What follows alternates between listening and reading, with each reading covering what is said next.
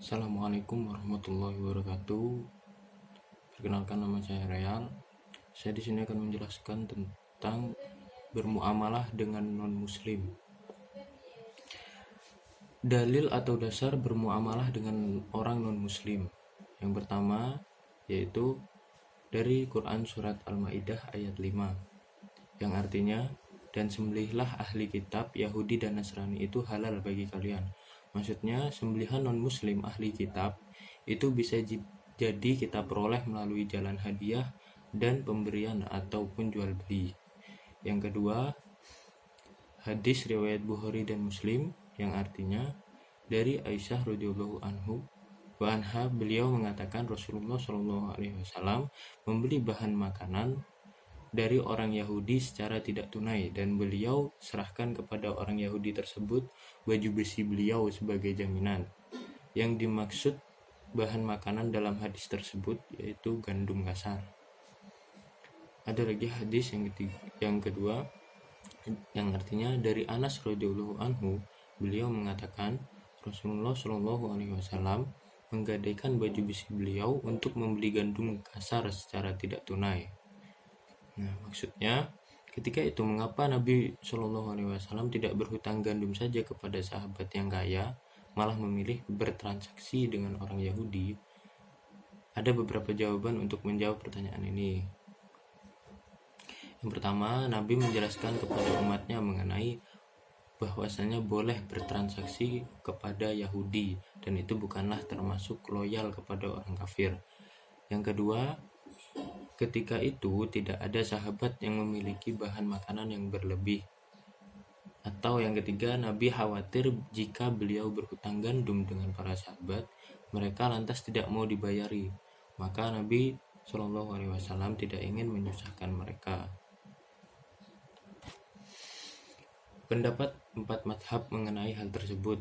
Dari madhab Imam Syafi'i, yaitu Al-Imam Ad-Damiri dalam An-Najm, Al-Wahhaj fi Syarah Al-Minhaj, Faswal Al-Taksir, dan Khotib Syarbini dalam Mughnil Muhtaj ila Makrifati Ma'ani Al-Fadil Minhaj, menyatakan, yang artinya ditakzir atau dihukum orang yang bersepakat dengan orang kafir pada hari raya mereka, orang yang memegang ular, orang yang masuk api, orang yang berkata pada kafir zimmi, hai haji, orang yang mengucapkan selamat pada hari raya agama lain, orang yang menyebut peziarah kubur orang soleh dengan sebutan haji, dan pelaku adu domba dengan banyaknya menimbulkan kerusakan antara manusia. Berkata Yahya bin Abu Katsir, pengadu domba dalam 1 jam dapat membuat kerusakan yang baru bisa dilakukan tukang sihir dalam setahun. Jadi Imam Syafi'i ini melarang atau mentakzir orang yang bersepakat dengan orang kafir pada hari raya mereka, dan juga mengatakan kepada orang kafir dhimmi, hai haji. Nah, sedangkan menurut madhab Imam Hanafi, Ibnu Najim dalam Al-Bahar Al-Ro'iq Syarah Kanz Al-Daqaiq menyatakan, yang artinya Abu Hafiz Al-Kabir berkata, apabila seseorang muslim yang menyembah Allah selama 50 tahun lalu datang pada hari Nirus atau tahun baru kaum Persia dan Kurdi pra-Islam dan memberi hadiah telur pada sebagian orang musyrik dengan tujuan untuk mengagungkan hari itu, maka dia kafir dan terhapus amalnya. Berkata penulis kitab Al-Jami' Al-Asghar, apabila memberi hadiah kepada sesama muslim dan tidak bermaksud mengagungkan hari itu, tetapi karena menjadi tradisi sebagian manusia, maka tidak kafir, akan tetapi sebaiknya tidak melakukan itu pada hari itu secara khusus dan melakukan sebelum atau sesudahnya supaya tidak menyerupai dengan kaum tersebut. Nabi bersabda, barang siapa menyerupai suatu kaum maka ia bagian dari mereka. Penulis kitab Al-Jami' Al-Asghar berkata, seorang laki-laki yang memberi sesuatu yang dibeli orang kafir pada hari Nirus, dia tidak membelinya sebelum itu, maka apabila dia melakukan itu ingin mengagungkan hari itu sebagaimana orang kafir, maka ia kafir. Apabila berniat untuk makan, minum, dan bersenang-senang saja, tidak kafir.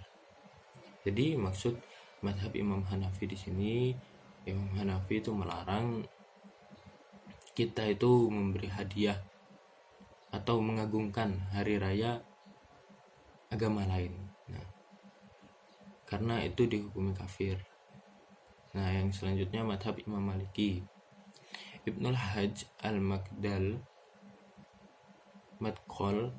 menyatakan, yang artinya Ibnu Qasim ditanya soal menaiki perahu yang dinaiki kaum Nasrani pada hari raya mereka. Ibnu Qasim tidak menyukai atau memakruhkan hal itu karena takut turunnya kebencian pada mereka, karena mereka berkumpul karena kekufuran mereka. Ibnu Qasim juga tidak menyukai orang Muslim memberi hadiah pada Nasrani pada hari rayanya sebagai hadiah. Ia melihat hal itu termasuk mengagungkan hari rayanya dan menolong kemaslahatan kufurnya. Tidakkah engkau tahu bahwa tidak halal bagi Muslim membelikan sesuatu untuk kaum Nasrani untuk kemaslahatan hari raya mereka, baik berupa daging, baju, tidak menjamkan kendaraan, dan tidak menolong apapun dari agama mereka, karena hal itu termasuk mengagungkan kesyirikan mereka dan menolong kekafiran mereka. Dan hendaknya penguasa melarang umat Islam melakukan hal itu. Jadi Imam Maliki ini pendapatnya sama dengan Imam Hanafi.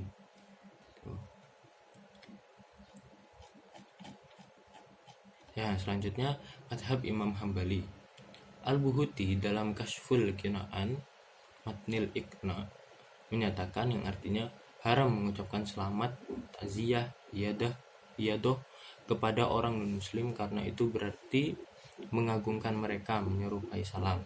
Boleh iyadah kafir dhimmi apabila diharapkan Islamnya dan hendaknya mengajak masuk Islam, karena dalam sebuah hadis riwayat Bukhari, Nabi pernah iyadah kepada orang Yahudi dan mengajaknya masuk Islam. Lalu Yahudi tersebut masuk Islam lalu berkata, Alhamdulillah, Allah telah menyelamatkan aku dari neraka. Dan mereka iyadah termasuk akhlak mulia. Haram menghadiri perayaan mereka karena hari raya mereka, karena hal itu tersebut mengagungkan mereka, sehingga hal ini menyerupai memulai ucapan salam. Nah, menurut Imam Hambali di sini, Imam Hambali mengharamkan orang Islam mengucapkan salam, selamat, takziah, iyadah kepada orang kafir, karena itu berarti mengagungkan mereka itu, atau menyerupai salam. Boleh pun iyadah kepada kafir dhimmi apabila diharapkan Islamnya, maksudnya kita juga harus mengajak dia Islam dan dia ada kemungkinan akan masuk Islam, itu nggak apa-apa. Ya, sekian presentasi dari saya, kurang lebihnya mohon maaf. Wassalamualaikum warahmatullahi wabarakatuh.